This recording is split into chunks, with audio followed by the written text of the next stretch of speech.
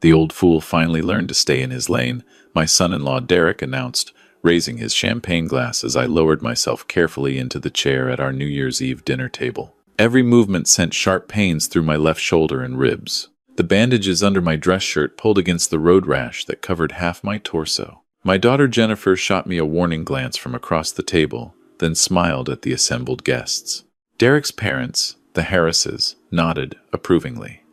My younger daughter's family looked uncomfortable, but nobody said a word as Derek continued his toast. To Marcus, who finally understands that some activities are best left to younger men with steadier hands. He smirked, and a few nervous chuckles rippled around the table. I smiled and lifted my glass with my good arm. You're absolutely right, Derek. Someone definitely learned a valuable lesson this Christmas. It just wasn't who you think. His face went white. Let me back up 6 weeks, to the day after Thanksgiving, when this whole nightmare began. I'm Marcus Webb, 62 years old, recently retired from 30 years as a structural engineer for the Pennsylvania Department of Transportation. I've spent 3 decades inspecting bridges, calculating load weights, and identifying structural failures before they became catastrophes. Before that, I did 2 tours as a combat engineer in the Army, building and dismantling everything from field fortifications to improvised explosive devices. My wife Linda passed away 2 years ago from ovarian cancer. It was brutal, watching her fight for 18 months before the disease finally won. Jennifer, my oldest, flew in from Seattle every month to help. My younger daughter Sarah drove up from Baltimore every weekend. They were rocks for both of us. 6 months after Linda died, Jennifer moved back to Philadelphia. She said it was for a job opportunity, but I knew the truth. She was worried about her old man rattling around alone in the house where she grew up. We had dinner together twice a week. She'd bring groceries, we'd cook Linda's recipes, and for a few hours the house would feel alive again. Then she met Derek Patterson at some corporate networking event. He was a senior account manager at a pharmaceutical marketing firm, drove a leased BMW, wore expensive suits, and had the kind of polished confidence that comes from never having been truly tested by life. They dated for 8 months before he proposed at some fancy restaurant in Rittenhouse Square. I tried to be happy for her. I really did. But something about Derek set my teeth on edge from the first time I met him. The way he corrected people's grammar mid-conversation, how he'd check his phone while others were talking, the casual contempt in his voice when he mentioned people in lower-level positions, and most of all, the way he talked about money as if it were the only measure of a person's worth. Your dad seems like a good guy, he told Jennifer at that first dinner, his tone making it clear this was a generous assessment. I mean, for a government worker, civil servants are so essential, aren't they? Even if the pay is, well, you know. I let it slide. Linda had always been the confrontational one. I was the steady one, the one who kept the peace. Old habits die hard. The wedding was in October, a lavish affair at some country club in the mainline suburbs. Derek's parents, Gerald and Constance Patterson, owned a chain of urgent care clinics across the Delaware Valley. Old money, or at least old enough to look down their noses at new money, let alone no money. They made it clear throughout the reception that their son was marrying down. Jennifer's charming, Constance told me during the father-daughter dance, and we're sure she'll adapt well to our family's expectations. She sipped her wine. It's a bit of an adjustment, of course, going from a modest background to our social circle. But Derek assures us she's a fast learner. I smiled and said nothing, same as I'd been doing for months. The first month of their marriage seemed fine. Jennifer was happy. That was all that mattered. But by Thanksgiving, I started noticing changes. She'd lost weight. She seemed distracted during our dinners, anxious. When I asked if everything was okay, she'd insist it was just work, stress, or wedding debt, or adjusting to married life. The day after Thanksgiving, Derek called me directly for the first time since the wedding. Marcus, hey buddy, hope you had a great turkey day. Listen, I wanted to run something by you. Buddy. He'd never called me buddy before. He'd barely spoken to me at all, beyond polite small talk. I've been doing some financial planning, he continued, his voice warm and friendly in a way that immediately made me suspicious. Looking at retirement accounts, investments, that sort of thing. Jennifer mentioned you've got a pretty substantial 401k from all those years with PennDOT, plus Linda's life insurance payout. My jaw tightened. That's my business, Derek. Of course. Of course. I'm not trying to pry. It's just, well, Jennifer and I were talking about starting a family, and you know how expensive kids are these days. And with your pension, you're pretty set, right? So I thought maybe we could discuss some ways to maximize your portfolio while also helping us out with a down payment on a house. Something bigger, in a better school district. I'm comfortable where I am, I said carefully. Sure. But here's the thing. We were looking at this great property in Gladwin. Amazing schools, near my parents. Really the kind of place where our kids could thrive. We're just a bit short on the down payment. I was thinking, given your age and everything, if something happened to you, Jennifer would inherit anyway, right? So why not help us now, when we actually need it? The audacity left me speechless for a moment. Derek, I appreciate you thinking about your future, but that money is for my retirement and for emergencies. I worked 30 years for it. Right, but what are you spending it on? You live in that same old house, drive that ancient pickup truck. Linda's gone, Marcus. No offense, but what do you need all that money for? I hung up on him. 2 weeks later, Jennifer called in tears. Derek had opened several credit cards in her name without telling her. They were $15,000 in debt from the wedding and his business entertainment expenses. He'd assured her his Christmas bonus would cover it, but the bonus was half what he'd promised her. Dad, I don't know what to do, she sobbed. He keeps saying if we just had a house, if we could get out of this expensive apartment, we could get ahead. He's been so stressed about money. I feel like I'm failing him. My hands clenched around the phone. Jenny, you're not failing anyone. This isn't your responsibility. But I knew he had expenses when we got married. His car payment, his student loans, his lifestyle. I thought my salary would help. But he says we need more, that we need to build something together, and I don't know, Dad. Maybe he's right. Maybe I'm being selfish, keeping my inheritance from Mom separate. Don't you dare give him that money, I said sharply. Your mother left that to you specifically, in her will, with her own words. It's yours, not marital property. She was quiet for a long moment. He says you're being controlling, that you're trying to keep me dependent on you instead of building a life with my husband. That's when I knew Derek had been working on her systematically, undermining her confidence, isolating her from me. It was classic manipulation, and I'd seen it before in friends' marriages, but seeing it happen to my own daughter made my blood run cold. Jennifer, I want you to listen to me very carefully, I said. I love you, I will always love you, and I will never try to control your life, but I will also never stop trying to protect you. If Derek needs money that badly, he can get a second job or sell that ridiculous car. What he can't do is pressure my daughter into handing over her dead mother's legacy. She hung up without saying goodbye. That was December 10th. I didn't hear from her for a week. Sarah told me Jennifer wasn't returning her calls either. When I drove to their apartment in Center City, Derek answered the door. She doesn't want to see you right now, Marcus. You really upset her with that controlling behavior. Maybe give her some space, yeah? Let her figure out her priorities. I want to hear that from her, I said. Well, she's not available. He started to close the door. I put my foot in the doorway. 30 years of construction sites had taught me how to hold my ground. Derek, I'm going to say this once. If you're keeping my daughter from contacting her family, if you're isolating her, that's abuse. I will not hesitate to. To what? Call the cops? She's a grown woman who's choosing her husband over her controlling father.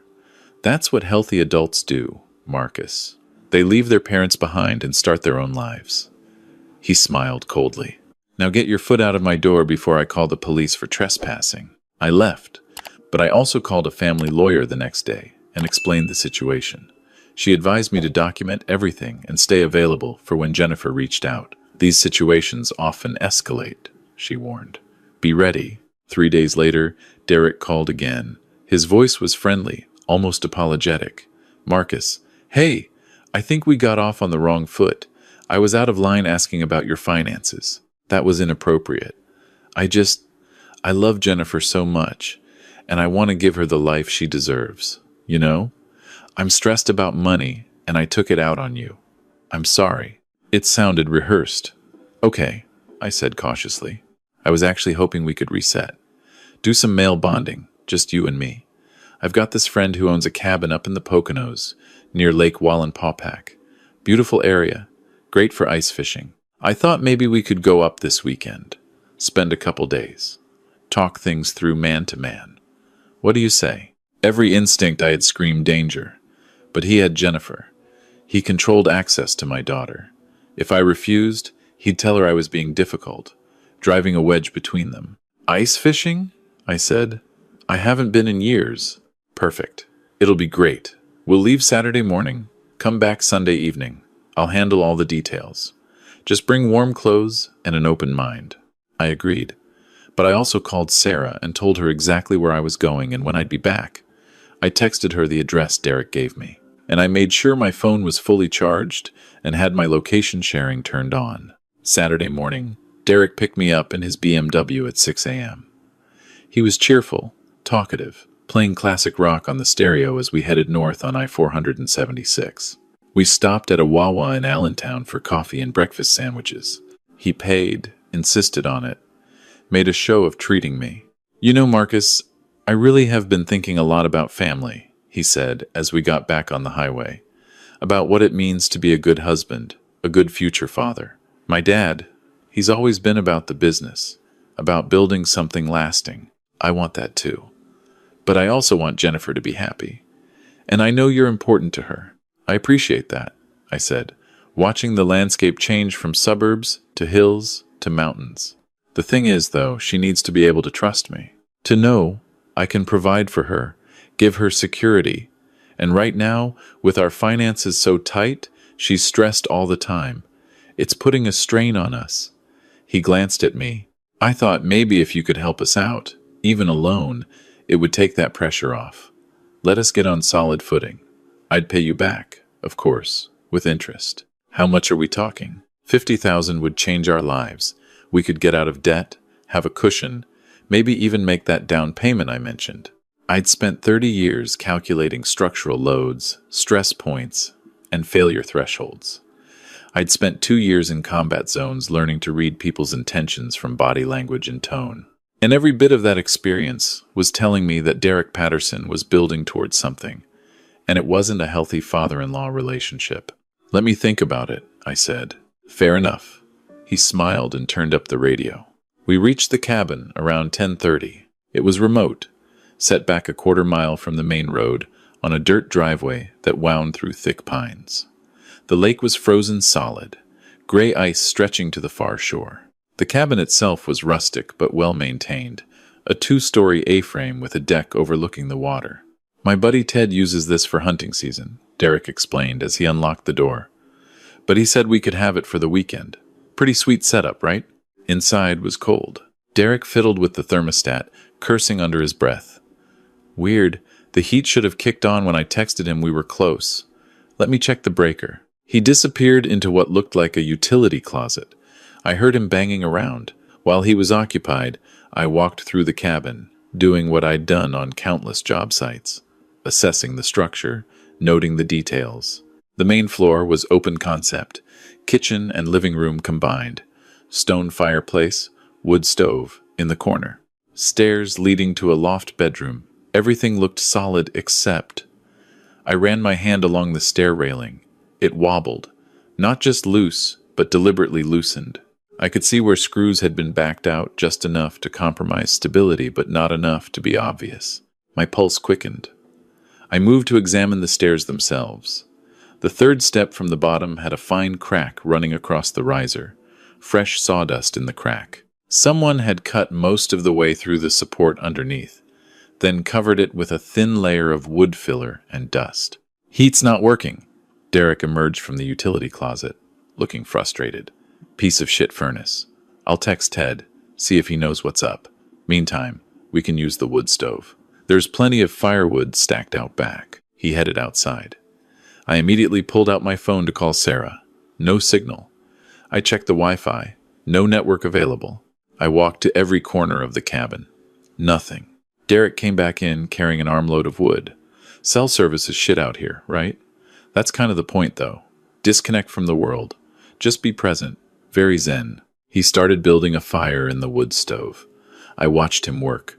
Watched how he kept glancing at me, gauging my reaction. This was a man who'd done his homework. He'd planned this carefully. "Why don't you head upstairs and get settled?" he suggested. "Pick whichever bed you want. I'll get this fire going and make us some lunch." I climbed the stairs slowly, testing each step with my foot before putting my full weight on it. The third step flexed ominously. The railing nearly gave way when I gripped it. I kept going, mind racing. The loft had 2 single beds and a bathroom. I checked the bathroom window. 15-foot drop to the ground. No easy way down. I opened my phone again. Still, no signal. I tried to send a text to Sarah anyway, hoping it would go through eventually when we got closer to a tower. At cabin, something wrong. Derek acting strange. Call police if you don't hear from me by Sunday night. The message sat there with a not delivered indicator. I heard Derek moving around downstairs, opening cabinets, clattering dishes. I went to the top of the stairs and called down. "I'm going to use the bathroom. Then I'll be down." "Take your time." I didn't use the bathroom. Instead, I took photos of everything. The loose railing, the sabotage step, the missing cell signal on my phone. I photographed the view from each window, establishing my location as best I could. Then I opened my phone settings and turned on airplane mode. If Derek somehow had a way to track when I tried to use my phone, I didn't want him to know I was documenting everything. When I came downstairs, Derek had set out sandwich fixings on the counter. He smiled. "Hope turkey's okay. Figured we had enough at Thanksgiving." "But it's easy." We made sandwiches. We ate.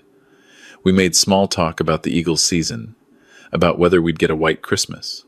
The whole time, I was doing calculations. If I confronted him, what would he do? If I tried to leave, would he stop me? How far was he willing to go? After lunch, he suggested we take a walk down to the lake, check out the ice conditions. Ted said the ice is about 8 inches thick now, perfect for fishing. We can drill some holes, set up some tip-ups this afternoon. "Sounds good," I said. "Let me grab my heavier coat from the truck first." "Oh, I moved your bag inside earlier. It's by the door." I hadn't seen him touch my bag. My keys were in the bag. I walked over, unzipped it. Keys were gone. "Derek," I said calmly, "where are my truck keys?"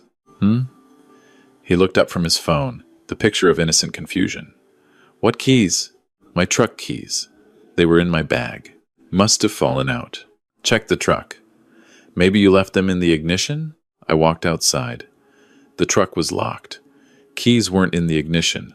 I came back inside. "They're not there." Derek patted his pockets. "Weird. Well, I've got my keys, so we're good. We can look for yours later. Probably just in the truck somewhere." He knew exactly where they were, and he wasn't planning to let me use them. We walked down to the lake. The ice was indeed thick, smooth, and gray. Derek had brought ice fishing gear, a hand auger for drilling holes, a bucket of tip-ups. We drilled 6 holes in a line parallel to the shore, about 50 feet out. The ice groaned and creaked with temperature changes, but it was solid. Derek was explaining how to set the tip-ups when I noticed his phone in his jacket pocket.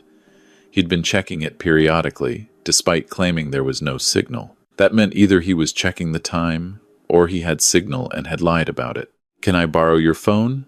I asked casually. "Want to try to text Jennifer? Let her know we made it okay." "Oh, sure." He pulled it out, glanced at the screen, then frowned. "Damn, battery's almost dead. Must have forgot to charge it last night. Probably won't make it through the day. Better save it for emergencies, you know." He pocketed it again. We fished for 2 hours. Caught nothing. The temperature was dropping as the sun moved lower. Derek suggested we head back, warm up, have some dinner. We walked back to the cabin as daylight faded. That's when I made my decision. Whatever Derek was planning, it was going to happen tonight. The sabotage stairs suggested he wanted it to look like an accident. An old man, unfamiliar cabin, maybe had a few drinks, Missed his footing in the dark, fell down the stairs, broke his neck. Tragic, but accidents happen. Except I wasn't going to give him the chance. Inside, Derek made a show of cooking dinner. Spaghetti with sauce from a jar. He opened a bottle of red wine. Figured we could have a few drinks. Relax. Really talk. That's what this weekend is about, right? Connection. He poured 2 glasses, handed me one. I pretended to sip it, but barely let any pass my lips. He drank his normally. We ate dinner. We talked about surface-level things. Sports, weather, politics. Nothing real. Nothing about Jennifer, or money, or his plans. After dinner, he poured himself another glass of wine. Offered to top mine off. I declined. Said I was tired. Wanted to turn in early. He looked disappointed, but didn't argue. Sure. Big day tomorrow. Ted said there's a bald eagle nest on the North Shore. Thought we could hike over there in the morning. Sound good? Sounds great, I lied. I went upstairs, turned on the bedroom light, waited 5 minutes. Then I quietly opened my bag and pulled out the small LED headlamp I always carried for job site inspections. I also found my multi-tool, a folding knife with a 3-inch blade. Not much, but better than nothing. I turned off the bedroom light, waited in the dark, listening. Downstairs I heard Derek moving around, washing dishes, banking the fire in the wood stove. Then, silence. Then the distinctive sound of the wood stove door opening again, and something being tossed inside. Paper, by the sound of it. Burning evidence of something. I gave it another 30 minutes. Then, moving as silently as 30 years of construction sites and 2 army tours had taught me, I came down the stairs. I avoided the 3rd step entirely, straddling it, keeping my weight on the railing's mounting points rather than the rail itself. Derek was in the single bedroom on the main floor, door closed. I could hear him snoring.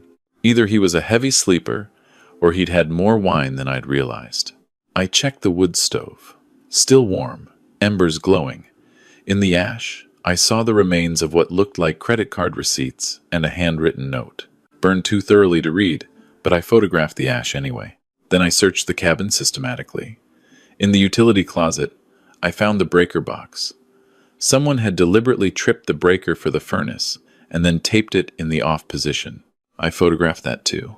In Derek's overnight bag, which he'd left in the living room, I found my truck keys.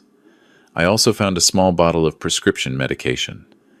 Ambien, sleeping pills. Not prescribed to Derek, but to someone named Theodore Hutchins. His friend Ted, presumably. The bottle was nearly full, but 2 pills were missing. I photographed everything. Then I found something that made my blood run cold. A printed email, folded in Derek's toiletry bag. It was from a life insurance agent, confirming that Derek had been named as a secondary beneficiary on my policy through Penn DOT, behind Jennifer. The date was from 3 weeks ago. I'd never authorized that. But Jennifer, as my next of kin, had the authority to add secondary beneficiaries if I'd signed the right paperwork, which meant Derek had forged my signature or convinced Jennifer to do it without telling me. The policy was worth $500,000.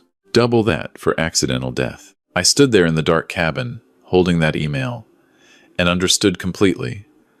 Derek needed money.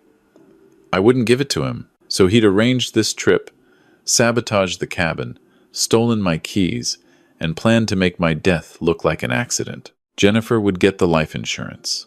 Derek would console her, help her through her grief, and eventually convince her to use that money for their life together. And I'd be dead. I went back to the bedroom, took more photos. Then I carefully replaced everything exactly as I'd found it, except I kept my truck keys. I put them in my pocket. I spent the rest of the night in the loft bedroom, door barricaded with a chair, knife open on the nightstand. I didn't sleep. I couldn't. Every creak of the cabin settling, every gust of wind made me jump. Derek woke at dawn. I heard him moving around, making coffee, humming to himself. I waited until he called up the stairs, cheerful and loud. "Marcus, coffee's ready. We should get moving if we want to see those eagles." I came downstairs, carrying my bag. Actually, I'm not feeling great. I think I'm coming down with something. Probably should head back early." His face darkened for just a moment before the smile returned. "Oh man, that sucks. Yeah, of course, we can head back.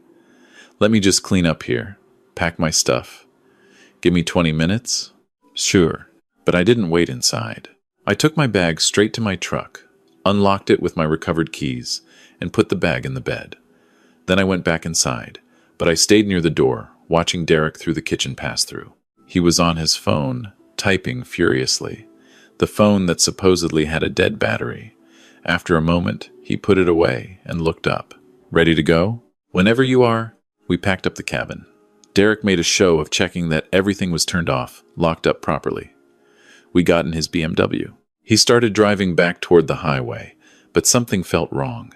He was too calm, too friendly, asking me questions about my symptoms, whether I'd had breakfast, whether I needed to stop anywhere. We were about 5 miles from the cabin, on a winding mountain road with steep drop-offs, when he suddenly swerved. "Whoa, did you see that deer?" There'd been no deer, but the swerve had put us dangerously close to the guardrail. "Derek, watch the road," I said calmly. Sorry. These mountain roads, man. Treacherous." He sped up slightly. We came around a curve, and he swerved again, this time toward the opposite shoulder, toward the drop-off with no guardrail. I grabbed the door handle. "Derek, slow down." I'm fine. Just, that deer spooked me." But he didn't slow down. If anything, he accelerated. We came around another curve. This time I saw him glance at me, saw him calculating, and I knew. If the cabin hadn't worked, if the stairs hadn't worked, then a car accident would have to do. He'd drive us off the road, aim for a tree or a drop-off, and hope the crash would kill me while leaving him injured but alive. "Pull over," I said quietly. "What? Why?" "Pull over right now, or I'm calling 911. I pulled out my phone. We were close enough to civilization now that I had 2 bars of signal. His hands tightened on the wheel. For a long moment, I thought he was going to do it anyway. Just floor it, aim for the biggest tree, and take his chances. But he'd seen that I had my phone out, that I was ready to call for help. If he crashed now, first responders would find evidence that I'd been trying to get help before the crash. It would look suspicious. He pulled over onto a scenic overlook turnout, put the car in park, turned to look at me with an expression that was no longer friendly. "What's your problem, Marcus?" "My problem is that you tried to kill me." "That's insane. You're paranoid. This is exactly what Jennifer warned me about.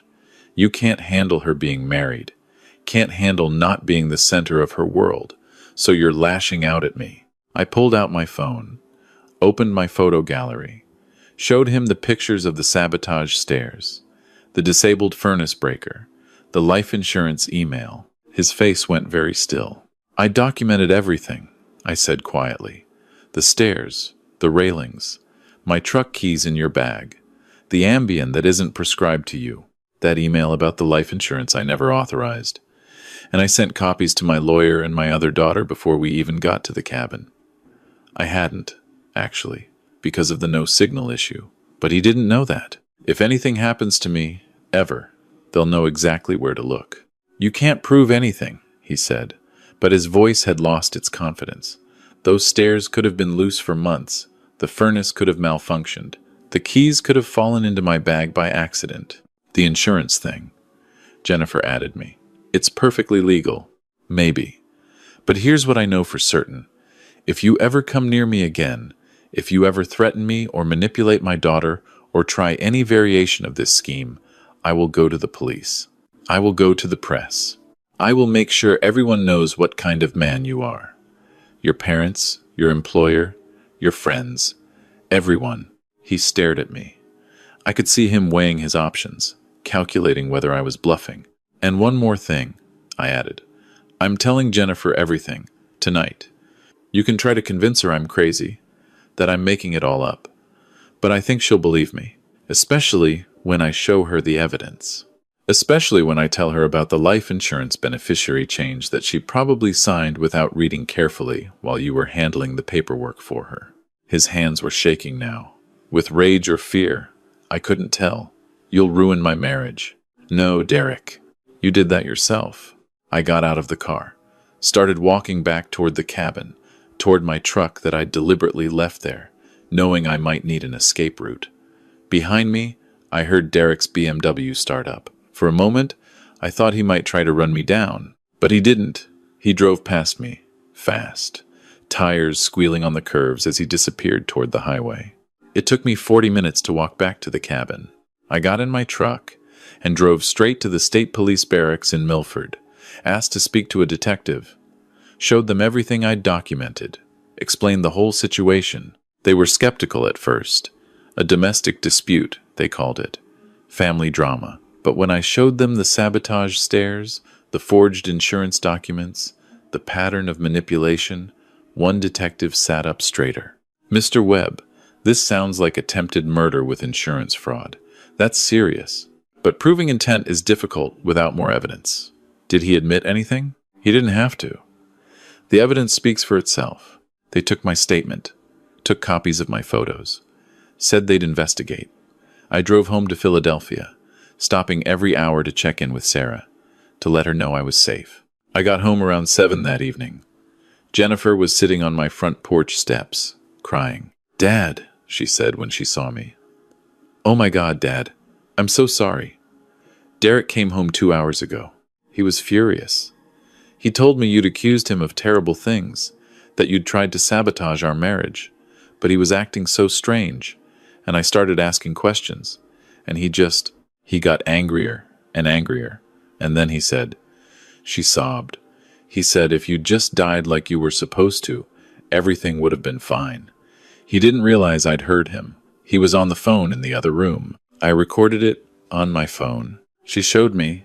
There was Derek's voice, clear as day, talking to someone, maybe his father, saying, "The old bastard figured it out. He's got evidence. I don't know how he survived, but he's going to ruin everything. Maybe I can still fix this. If I can get to him before he goes to the cops." I held my daughter while she cried. When she could speak again, she told me everything. How Derek had been pressuring her for months about my money. How he'd convinced her to sign papers she didn't fully read, including the life insurance beneficiary change. How he'd isolated her from her friends and family, made her doubt her own judgment. How she'd been so miserable but felt trapped, felt like she'd failed at marriage if she left after only 2 months. "I'm so sorry," she kept saying. "I should have listened to you.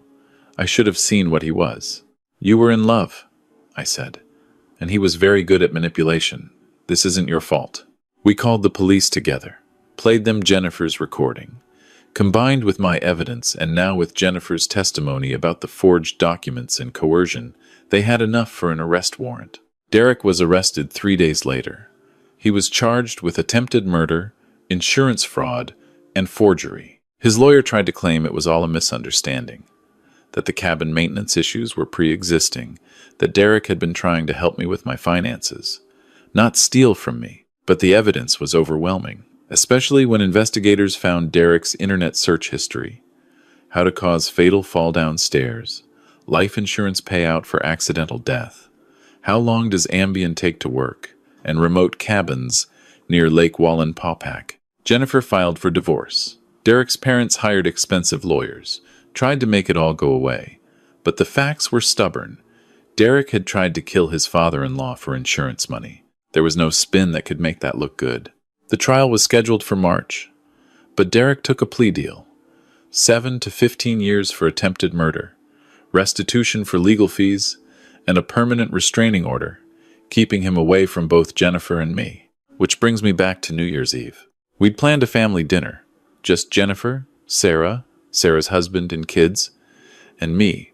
Then Jennifer surprised me. "Dad, I know this sounds crazy, but I want Derek's parents to come. I want them to see what their son tried to do. I want them to look me in the eye and acknowledge it." I didn't think they'd accept. But Constance Patterson called 3 days before New Year's and said yes, they'd come. She sounded broken. "We need to understand," she said. "We need to know what happened to our son."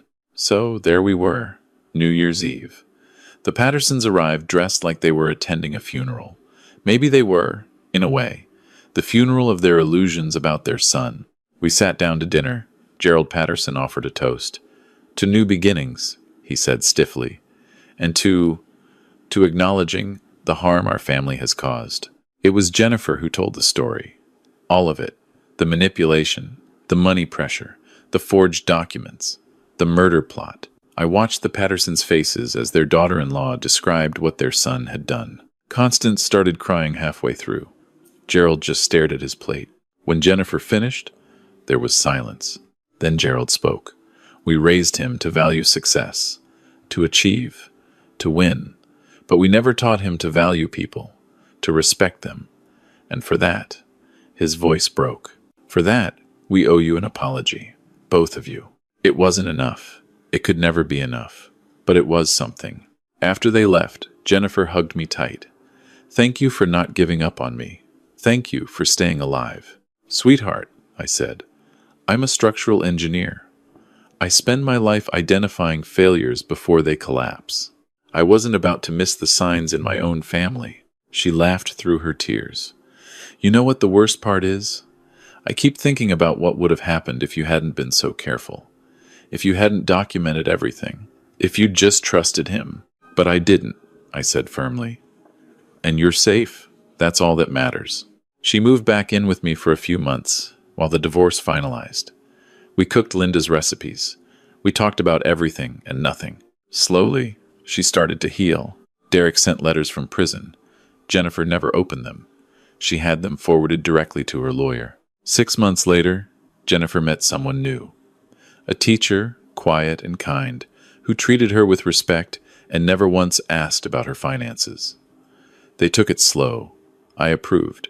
As for me, I'm still here, still driving my ancient truck, still living in the same house, still checking bridges for structural failures, and still reminding my daughters that experience, caution, and the ability to read a situation can be more valuable than any amount of money. Derek was wrong about one thing. The old man didn't need to learn a lesson, but he certainly taught one. Some bridges look solid until you know where to check for cracks. Some people are the same way. The trick is knowing what to look for before the whole structure comes crashing down.